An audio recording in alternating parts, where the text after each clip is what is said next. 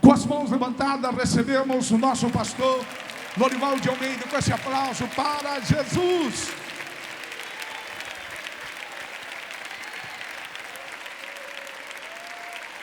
Glória a Deus. Eu saúdo o povo de Deus com a paz do Senhor Jesus. Nós vamos pedir para Deus falar conosco, mas antes que eu me esqueça, eu quero falar publicamente isso, porque eu achei interessante falar. Para o irmão Ivan Luiz mudar a letra do hino. Ao invés de falar que é a irmã Irene Miranda que está esperando o povo com os braços abertos, diga que é Jesus, porque eu não me senti bem ouvindo isso. Todos nós esperamos o povo de braços abertos. Eu, a irmã Irene, os irmãos diretores, os irmãos membros, todos. É uma forma de honrar a pessoa, não é?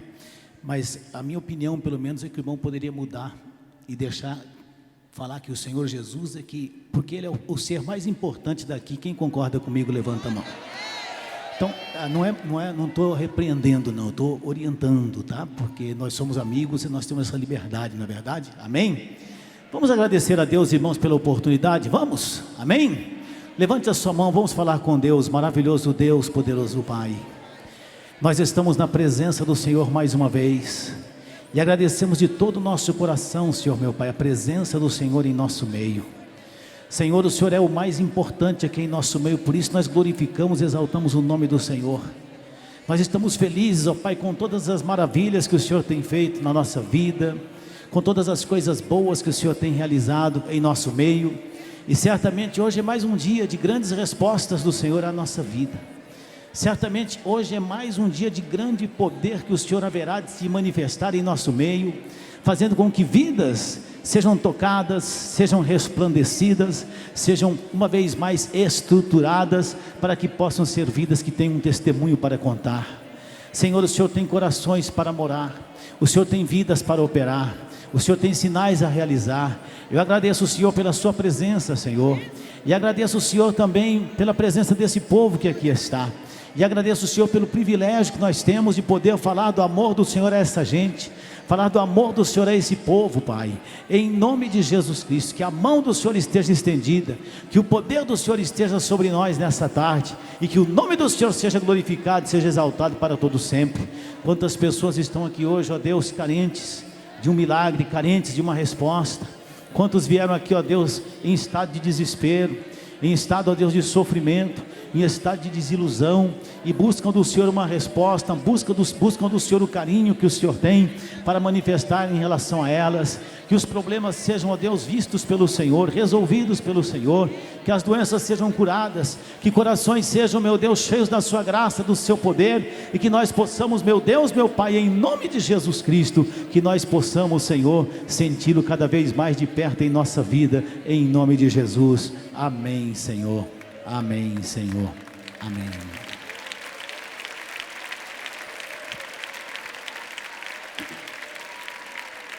Eu farei hoje duas leituras.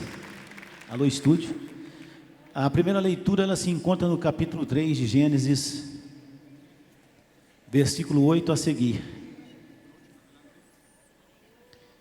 Gênesis, o primeiro livro da Bíblia, capítulo 3, versículo 8 a seguir. E ouviram a voz do Senhor Deus que passeava no jardim pela viração do dia. Escondeu-se Adão e sua mulher da presença do Senhor Deus entre as árvores do jardim. E chamou Deus a Adão e disse-lhe: onde estás? E ele disse: ouvi a tua voz soar no jardim, e temi, porque estava nu e escondi-me. E Deus disse: quem te mostrou que estavas nu? Comeste tu da árvore de que te ordenei que não comesse? Então disse Adão: a mulher que me deste por companheira, ela me deu da árvore e comi. Sentem-se, meus irmãos, por favor. Nós vamos ter mais uma leitura no livro de Apocalipse. Vou ler o primeiro e último livro, como disse a vocês. O nome do Senhor é louvado e exaltado.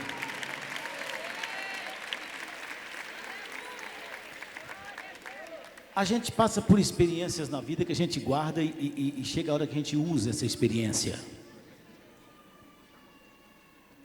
E se existem experiências que chamam a atenção, são experiências quando nós corremos riscos. Chegamos a chamar às vezes de testemunho até. E a gente viajando de avião, a gente passa por determinadas situações. Uma vez eu voava de São Paulo a Porto Alegre, era um voo noturno, e quando nós fomos aterrissar em Porto Alegre, um vento muito forte não permitia que o avião aterrissasse. Cada vez que o avião tentava aterrissar, o avião saía de lado. Então o piloto resolveu voltar para Florianópolis.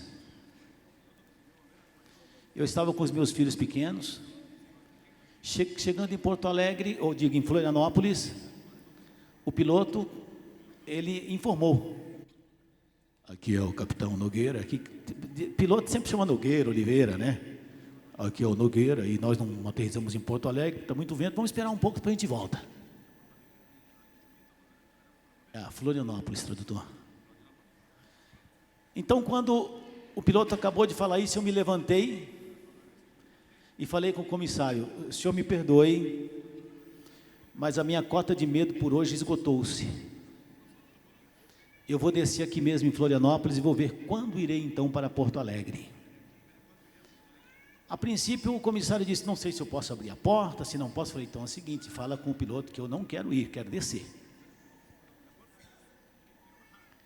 Quando o piloto falou: tá bom, vou autorizar a abrir a porta para o senhor descer, que eu olhei para trás, todo o avião estava atrás de mim para descer do avião.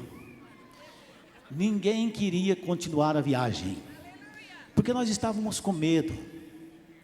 E voltando à mesma cidade de Porto Alegre, foi até o último culto que fiz em Porto Alegre. Eu e a minha esposa tomamos o avião e sentou ao nosso lado uma pessoa diferente.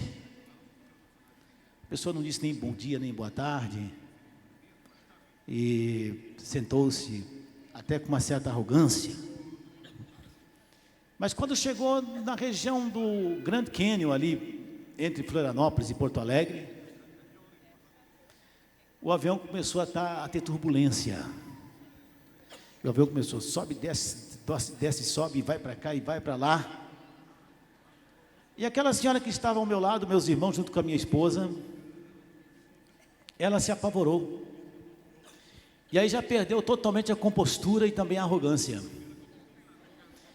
E começou a gritar aqui, gritar ali. E você acredita que a mulher quis me agarrar? Como se eu pudesse fazer alguma coisa. E eu não sei por que cargas d'água, não só essa mulher, mas vários passageiros queriam a porta. Acho que ia fazer o quê? Ia pular? Meus irmãos, o pânico tomou conta daquele avião. E nós vimos pessoas que pareciam tão fortes, né, varonis, dando gritos desafinados e buscando uma saída. Algumas pessoas tiravam o cinto. Eu não sei porquê, era hora de colocar o cinto. Então, meus irmãos, eu cheguei à conclusão que às vezes, na iminência de um acidente, ou até em questão de acidente mesmo, muita gente possivelmente morre, não por causa do acidente, mas por causa do medo. Porque o medo faz coisas nas pessoas. O medo paralisa. O medo nos faz tomarmos as atitudes mais debilóides que nós podemos imaginar. O medo enlouquece as pessoas, ou seja, enlouquece. Leva o ser humano a tomar atitudes inacreditáveis. Por essa razão eu vim hoje aqui falar sobre o medo. E comecei falando desde antes do medo até quando entrou o medo dentro do coração do homem. Deus pegou Adão, fez ele bonitinho, está aqui Adão, viva. Dou a você uma esposa, será a sua ajudadora idônea. Que bonitinha, Senhor, maravilha. Até que um dia, eles comeram da árvore do conhecimento do bem e do mal. Deus havia falado com Adão. Possivelmente Adão havia passado o que Deus havia falado para Eva. Certo dia o Senhor estava na viração do dia no jardim. E onde está Adão? E Deus ali no jardim fez retumbar a sua voz. Adão. A gente sempre quando fala que Deus está falando, a gente engrossa a voz, né? Adão. Só falta alguém achar que Deus chegou e falou, Adão. Deus falou, Adão. Onde você está, Adão? E Adão ali no meio do mato, vou dizer assim, né? Creio eu que tremendo. Eu estou aqui, Senhor. O que você está fazendo aí, Adão? É que eu vi o Senhor, eu tive medo, Senhor, porque eu estou nu. Deus falou, mas quem te falou que você está nu? E Deus já, não é automaticamente, Deus sabia, né? Mas Deus já, Adão, você me desobedeceu comendo da árvore do conhecimento do bem e do mal. Adão nem respondeu, eu comi. Ele já foi logo culpando a mulher. Ah, Senhor, a mulher que o Senhor me deu foi ela culpada. Adão teve medo, e quem tem medo se esconde. Mas como pode se esconder o homem dos olhos ou da presença de Deus? É uma atitude tola ou não é? Ninguém pode se esconder de Deus. O medo paralisa, meus irmãos. Quantas pessoas têm tanto tipo de medo, né? É o medo da solidão, o medo do desemprego, o medo de ficar pobre. Alguns chegam ao cúmulo, não só pelo medo, mas pelo pânico, não é? Alguns pelas próprias fobias que eles acabam criando. Alguns têm medo de passar debaixo de uma escada. E tem até crente que, infelizmente, acredita nessas superstições, essas coisas. Alguns chegam até a ser racistas. Quando vem um gato preto, se o gato preto passar na frente dele, ele sai correndo, ele sai pedindo misericórdia, porque, Senhor, o gato preto passou na minha... Para com isso. Isso é uma superstição. Alguns, sexta-feira 13, nem saem de casa. Ah, é o dia do azar. É o temor, é a fobia, é o pânico que toma conta das pessoas. Mas mais uma vez eu digo a vocês, esse medo ou esse pânico só apareceu depois do pecado. Eu nasci dia 13, meus irmãos. Eu nasci no dia 13 de setembro. Já fiz vários aniversários no dia 13. Na verdade, é sexta-feira 13. Nunca me aconteceu nada. E nunca vai acontecer. Porque eu não tenho essas crendices, essas superstições. Eu não tenho medo de gato preto. Eu não tenho medo de passar perto de cemitério. Eu morei numa cidade do interior, vizinho do cemitério. E eu e os meus irmãos, a gente não prestava quando criança, né? A gente entrava no meio do mato, o pessoal vinha passando no asfalto. Às vezes a gente só fazia Eu já vi nego quebrar colonhão no peito. E já vi nego tacar pedrada para cima da gente também. Já vi até crente passando perto do cemitério e a gente fazia brincadeira. Crente sai gritando, sai Satanás, sai. É o medo, é o pânico que as pessoas sentem. E olha, meus irmãos, eu quero dizer a vocês que em quase todos os livros da Bíblia nós temos a recomendação de Deus. Não temas. Quem tem Deus não precisa temer. Quem tem Deus não precisa temer de nada. Por essa razão eu trouxe também como complemento dessa palavra, abram comigo a Bíblia em Apocalipse capítulo 1. Louvado seja Deus.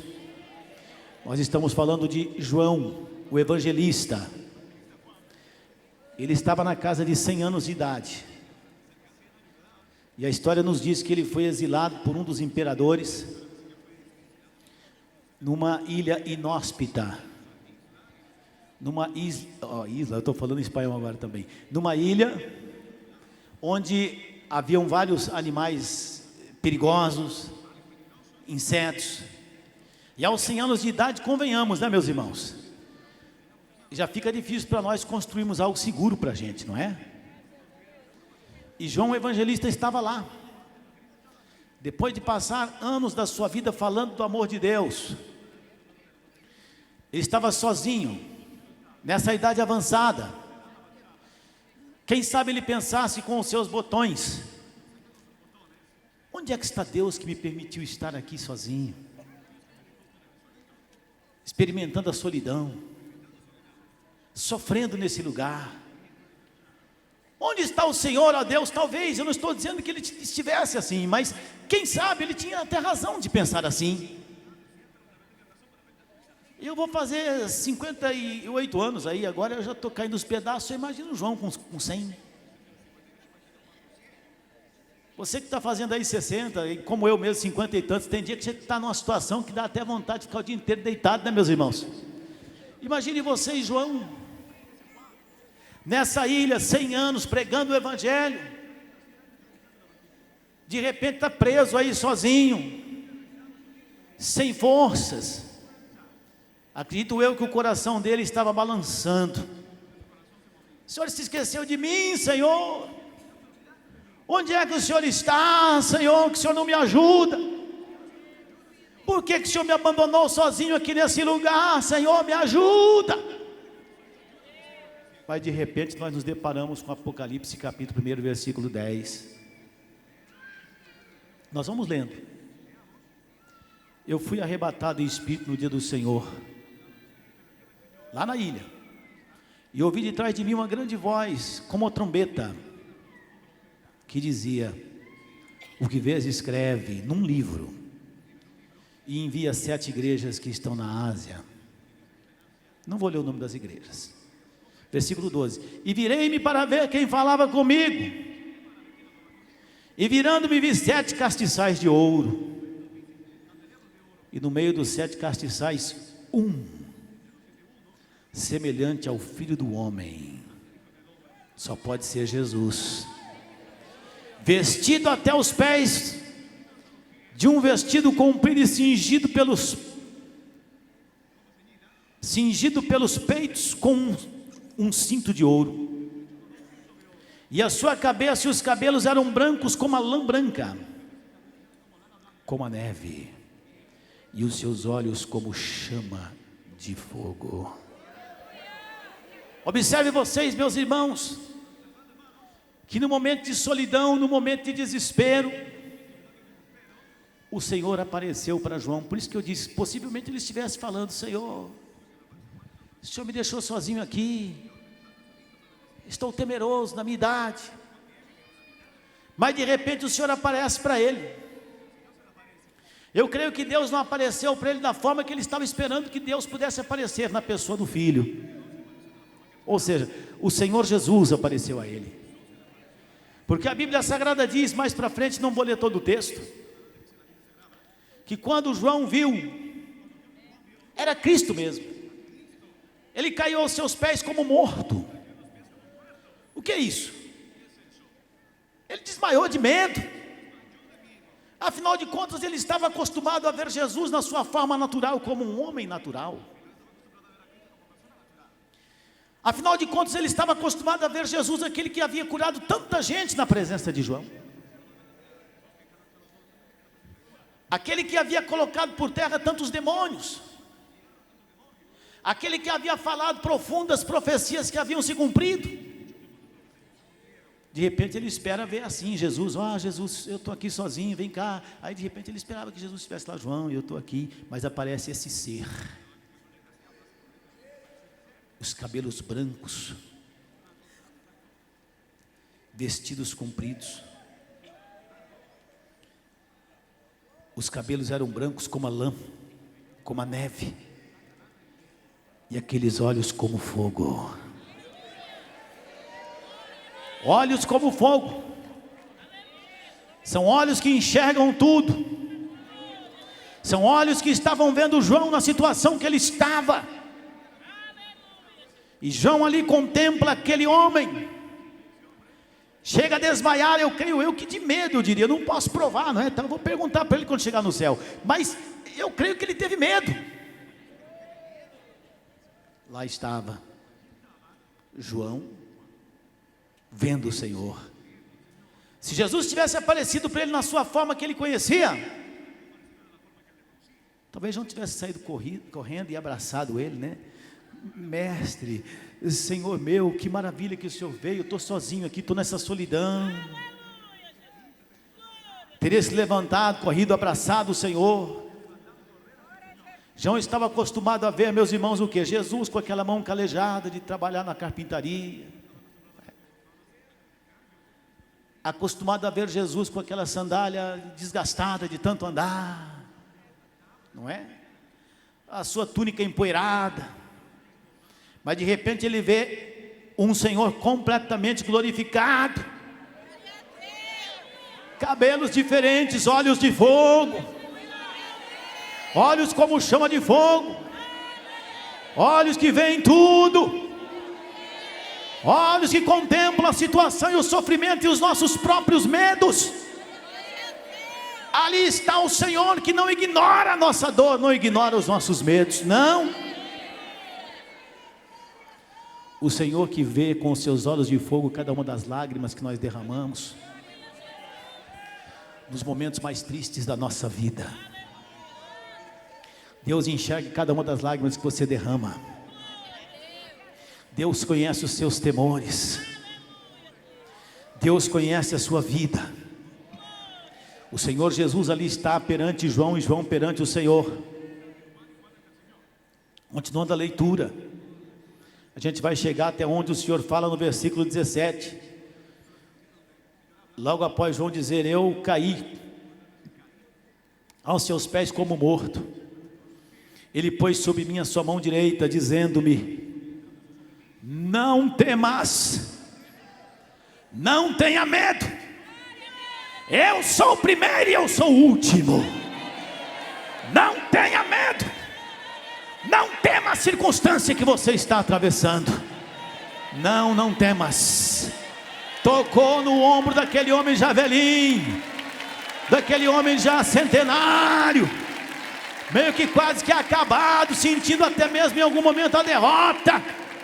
Mas ali está o Senhor dizendo: não temas, não temas, não temas.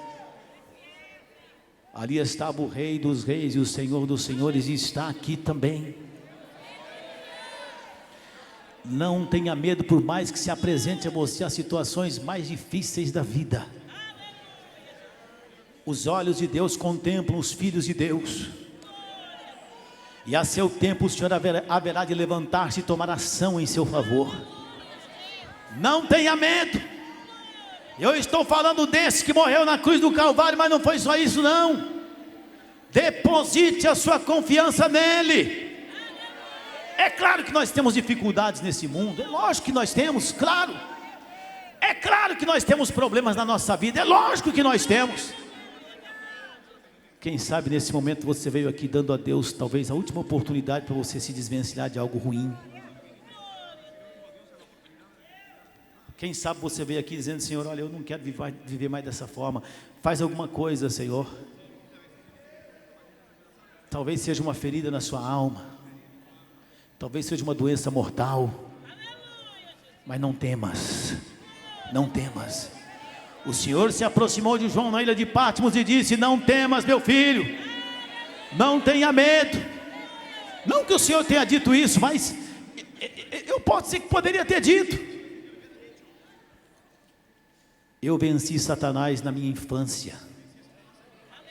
Quando eu nasci, Satanás quis me matar e eu o venci, ele não conseguiu. Eu venci Satanás na minha idade adulta, quando na cruz do Calvário eu morri. E venci Satanás também na sepultura, quando eu ressuscitei. Eu sou vencedor em todas as etapas da vida. Não temas, não temas. Os meus olhos como chamas de fogo te contemplam. Eu conheço o seu sofrimento. Eu conheço a sua dor e conheço os seus temores. Quando você tem Jesus, você tem tudo. Você não deve ter medo. Não tenha medo. Praga alguma vai entrar na sua casa, mesmo que você seja visitado pelo infortúnio da morte. Jesus venceu a morte. Nós não temos que temer nem a morte. É bem verdade que a morte é o nosso último inimigo a ser vencido, mas ela já foi vencida na cruz do Calvário. Ela já foi vencida na ressurreição. Não tenha medo. Não tenha medo de nada, porque você tem um Cristo que é maior do que os seus medos. Se você tem Jesus, pode ter certeza que Ele está vendo você. É natural, eu creio, que a gente venha a ter temores. É natural que nós tenhamos os nossos medos, sim. Mas nós não podemos, meus irmãos, de forma alguma nos esquecer daquele que venceu a tumba, daquele que venceu a morte, daquele que venceu o pai da morte. Não, nós temos Ele na nossa vida. Tenhamos a tranquilidade para viver em paz, em qualquer situação. Quando nós temos o Senhor Jesus e nós vivemos os mandamentos dEle, nós temos paz, nós temos tranquilidade para encarar qualquer situação. Nós não nos fraquejamos, ou seja, nós não nos entregamos diante do medo. Me lembro de um pregador brasileiro que foi muito famoso na década de 60. E ele pregou uma mensagem chamada: se o medo não vem de Deus, por que a humanidade vive padecendo desse pior mal? Naquele tempo você disse que é o medo. De onde vem o medo que tanto atormenta a humanidade? O medo vem da nossa falta de confiança em Deus. Deus passou a Bíblia Sagrada todinha dizendo para nós: não tenha medo. Por que nós temos medo?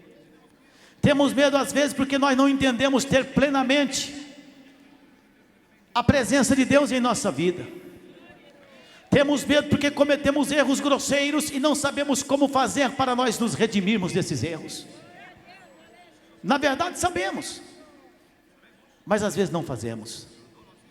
Sabemos que é lícito que nós tenhamos erros, que cometamos pecados, é lícito.